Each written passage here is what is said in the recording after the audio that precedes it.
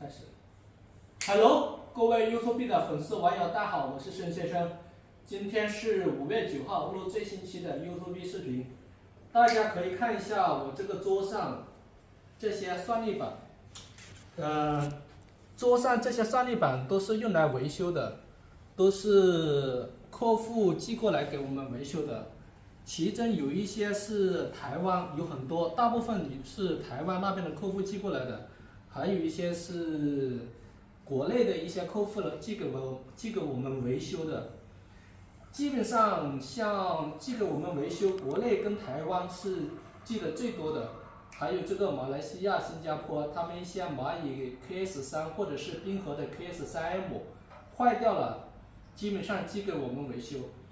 所以今天带大家来看一下这个蚂蚁这个矿机的算力板。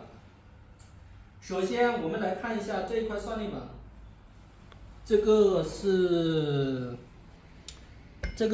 蚂蚁 KS3 的，1块、2块、3块、4块、5块，6块。很多人说蚂蚁的质量很好，这也不见得。这个是冰河 KS3M 的，1块、2块、3块、4块、5块、6块，也有6块。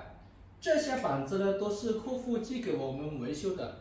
通常呢，台湾那边寄给我们维修的客户是最多的。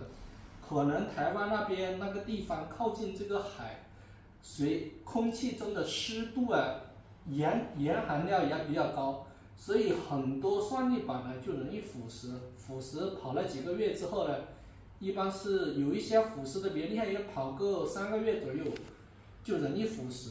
一个腐蚀的一个最重要的特征呢，算力板腐蚀的一个最重要的特征呢，大家可以看一下这个风扇这个铁网如果锈得很厉害，那基本上那说明你那个地方腐蚀得很厉害。大家可以看这个就生锈生得很厉害。如果不怎么生锈的呢，那说明那个地方呢空气湿度还可以，不会腐蚀的那么厉害。像这一些算力板呢，有一些呢是电子元器件的故障，有一些是腐蚀的问题，有一些是这个芯片坏了的问题。反正全网很多的这个 KS3M 跟蚂蚁 KS3 都是我们维修的。如果有维修需要的话，可以寄给我们维修一下。反正上一期视频呢，我拍是在那个比特币挖矿之前，我就说过比特币减半对所有的比特币矿工是一个史诗级的打击，是个史无前例的矿难。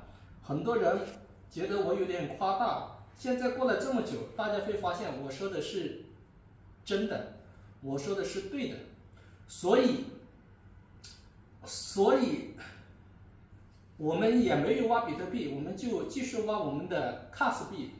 等 CAS 推出这个 KRC20 推出这个智能合约，搞这个生态以后跟 Solo 币一样，这个发币上交易所，我相信 CAS 的前景就是之前的以太坊、Solo、比特币一样，所以我们还是很看好这个 CAS 币的，还是今年的话还是继续挖这个 CAS 币。